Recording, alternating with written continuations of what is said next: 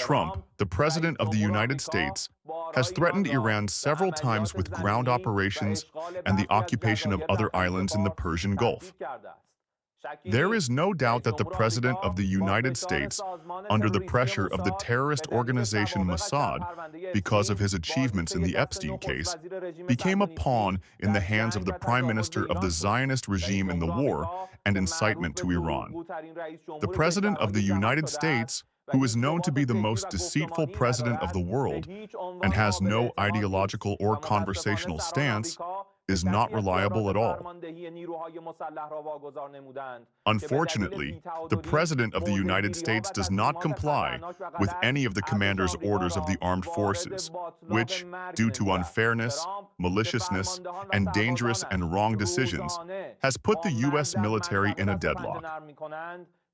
Trump, whose commanders and soldiers struggle with death in the region every day because they are afraid of being killed, have evacuated from abandoned bases and to service social and economic centers of the countries of the region. Of course, there is no goal there. Trump and the commanders of the U.S. Armed Forces, thousands of kilometers away from the battlefield, are waiting for the resistance of commanders and soldiers in the battlefield. The U.S. military has a plan. One morning, Trump turns the subject into a threat, and the rest of the day, he backs down. At some point, he signs a negotiation, and an hour later, he decides to start a war.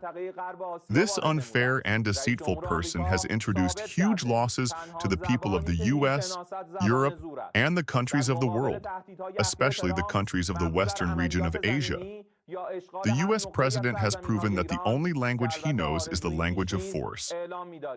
In the face of Trump's latest threats, based on ground operations or occupation of any part of Iran's territory, which of course is no more than a dream, we declare that the fighters of Islam have been waiting for such actions for a long time to prove that occupation will not result in the imprisonment of the oppressed, and the detainment of the oppressed, and the imprisonment of the oppressed, and the U.S. commanders and soldiers will be a good bait for the Persian Gulf.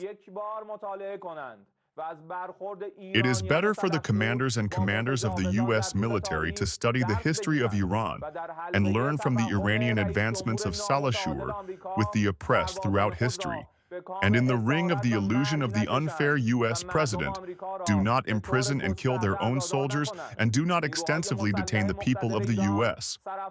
The armed forces of Iran are in full swing in the process of implementing the threat of the U.S. president as an illusion and a lie, and they are counting the seconds for your pain and sorrow.